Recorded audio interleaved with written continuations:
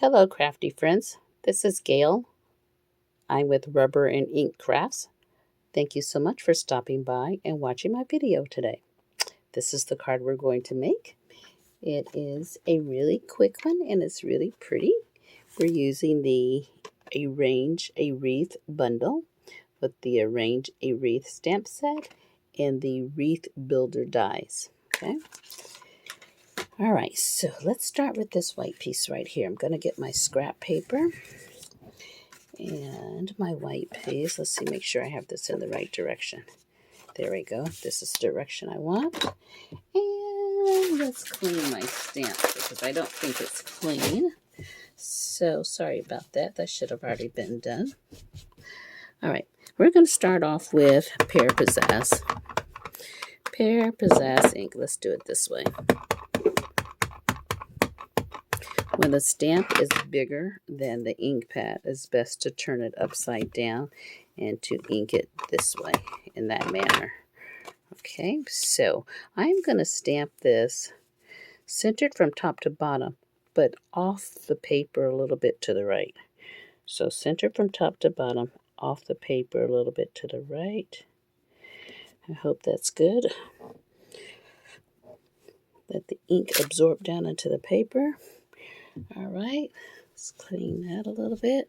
Let's use the garden green ink now. That ink was Pear Pizzazz. Now let's use garden green. Okay, let's see. Let's layer this a little bit off center. Okay. Very good. All right, now let's see. You know what? The inside piece has a little bit of the wreath. So let's do that. I should have remembered that while I had the ink on here from the other card, from the other color, or before I cleaned it. But that's okay. We will clean it and re-ink. And just do a little bit like that. There we go. All right. Now we can close these. Put them aside. And let's use our Real Red. Let's put a few little berries around. Okay. Slow down, Gail. All right.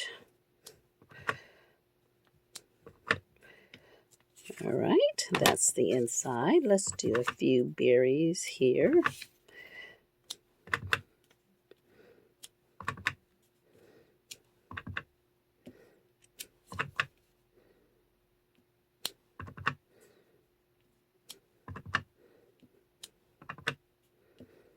All right, now let's stamp our words. What do we have? We have Merry Christmas in Real Red. Let's see here. That goes right in the center, right here. Okay. All right. Now what we're going to do, we're going to emboss this piece. Oh, before we emboss this piece, let's stamp on the inside. I have, let's see, Celebrate the Season in Real Red. Right here. Let's get that straight as we can. All right, very good. I got a little bit of smudge there. That's okay. Let's see, where's my card base? Here it is. Card base. Let's put this on the inside. And then, okay, come on, glue. Not ink, glue. Let's get going here. Spread those out. All right. This is going to go right here. Okay.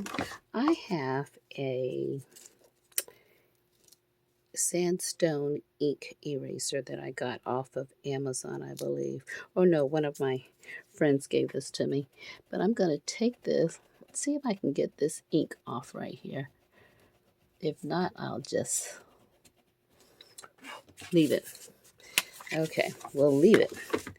All right. Make that lay flatter. Okay, so now what we're going to do for this is we are going to use this embossing folder, Winter Snow. It's the Winter Snow embossing folder. And if you notice on this card, the image is debossed. It's recessed into the paper. Normally it's embossed and is raised. And in order to get the debossed look, you start with the front of your, okay, this is the front of the embossing folder because we know by our label here. This is the back. It shows where it's made from. I want to use the back as my front, and that's what's going to give me my debossed image. The back as the front gives you the debossed image. So let's run this through the Big Shot or the die cut machine. Let's see here.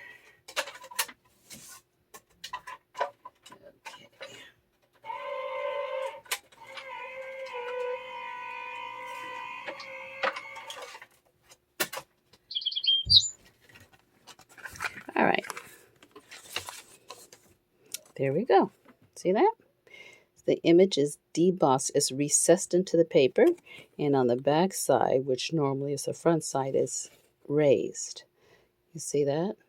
But I want to use the debossed side. That's what I want. All right, so that's going to go there. But before we put that there, it's going to go on this Pair Possess panel. Let's see, it's going to go this way. All right, let's glue this.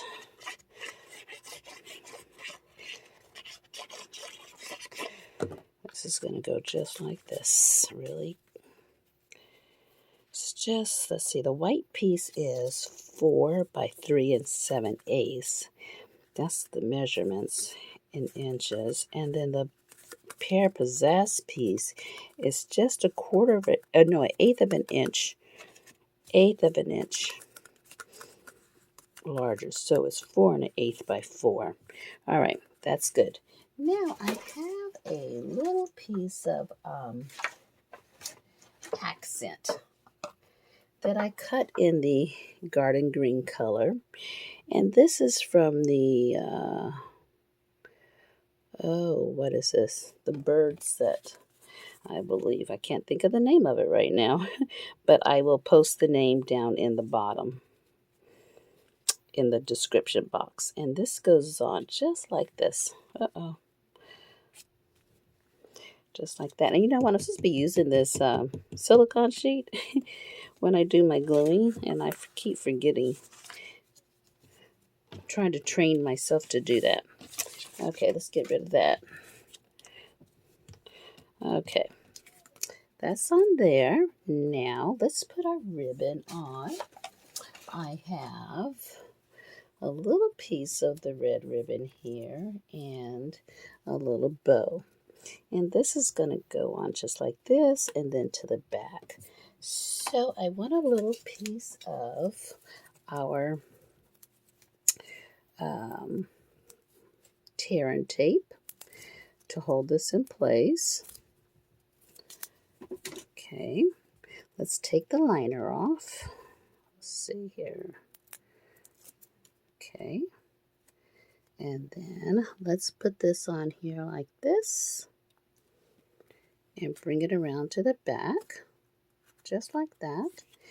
And then I'm going to use our dimensionals on the back of here. I'm actually going to clip the ends because I want to use the ends like the borders. Let's see here.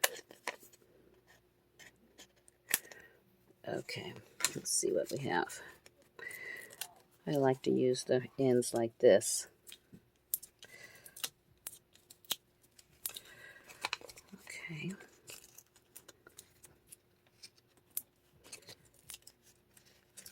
I think we need a whole sheet of ends. You think that's a good idea? Just the edges like this. Now we have the 3D strips, but they're kind of thick. But I like this height. And I know we have the sheets now, so we can actually cut straight ends. But you know me, it's already cut for me. Why not? Already done. Just buy them that way. I'm just saying. All right. Okay. I want one more right there. Alrighty, now let's see about taking these liners off. You might wonder why I have these red lines drawn on my liners, and I got this from Kelly Atkinson, and she said she got it from someone else, and I'm not sure who. But it saves me a lot of trouble because before I had the red lines on the liners, I would go around and I'd take all the liners off, right? And then I'd go back and I would touch and touch again just to make sure that all the liners were off. So with these red lines drawn on the liners, once I see that all the red lines are gone, I know all my liners are gone as well.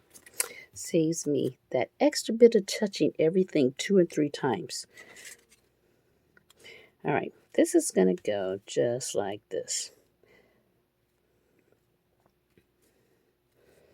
All right. And now we're going to use our Shimmery Crystal Effects glue because it is super strong. And I like it to hold down ribbons for me. Okay. So let's put the top back on there. Put that inside. And let's see.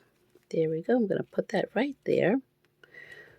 Now, normally what I do is I put a punch on top of that for the weight, and it holds it down for me. And once it's dry, it's there permanently. Sometimes when you put bows on with glue dots, the bows fall off. But with with the Shimmery Crystal Effects, it's a super, super strong adhesive, and it stays very well. But that's our card. How do you like it? A little bit Christmas inspiration for you. Quick and easy cards, something that you can do and, mass produce them if you need to. So thank you for stopping by and watching my video. And guess what? Go and stamp something.